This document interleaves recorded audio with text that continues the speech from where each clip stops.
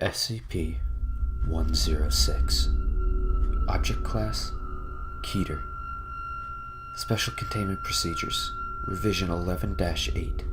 No physical interaction with SCP-106 is allowed at any time.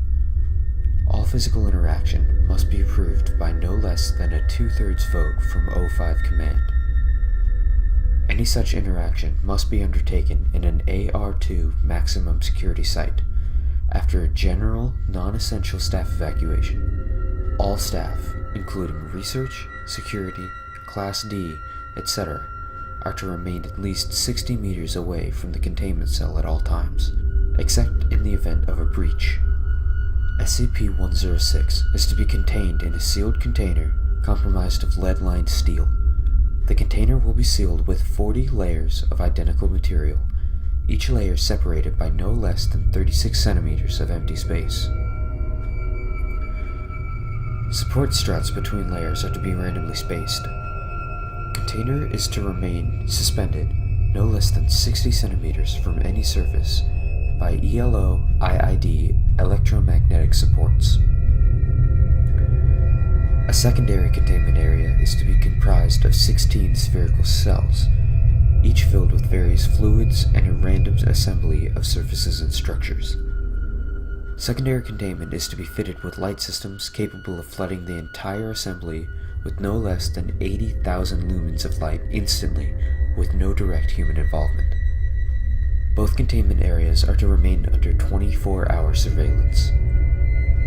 Any corrosion observed on any containment cell surfaces, staff members, or other site locations within 200 meters of SCP-106 are to be reported to the site security immediately.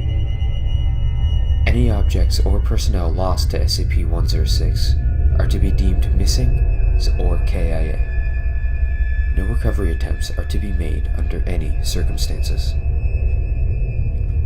Note: continued research and observation have shown that, when faced with highly complex random assemblies of structures, SCP-106 can be quote-unquote confused, showing a marked delay on entry and exit from said structure.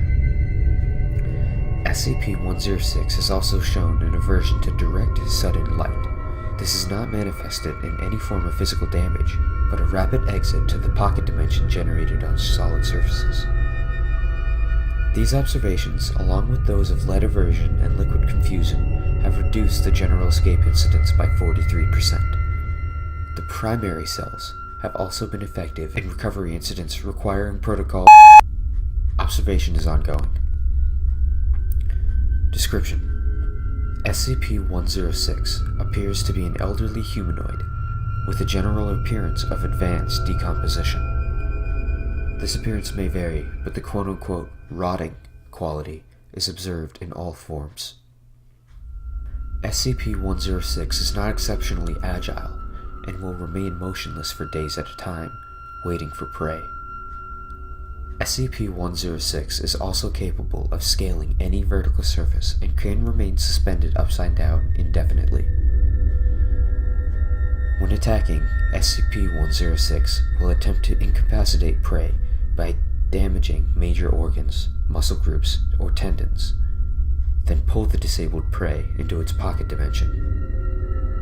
SCP-106 appears to prefer human prey items in the 10 to 25 years of age bracket. SCP-106 causes a corrosion effect in all solid matter it touches, engaging a physical breakdown in materials several seconds after contact.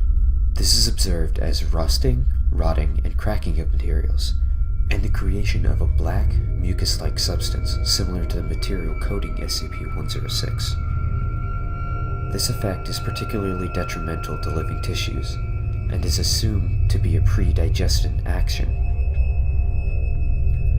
Corrosion continues for 6 hours after contact, after which the effect appears to quote-unquote burn out. SCP-106 is capable of passing through solid matter, leaving behind a large patch of its corrosive mucus. SCP-106 is able to quote-unquote vanish inside of solid matter, entering what is assumed to be a form of pocket dimension.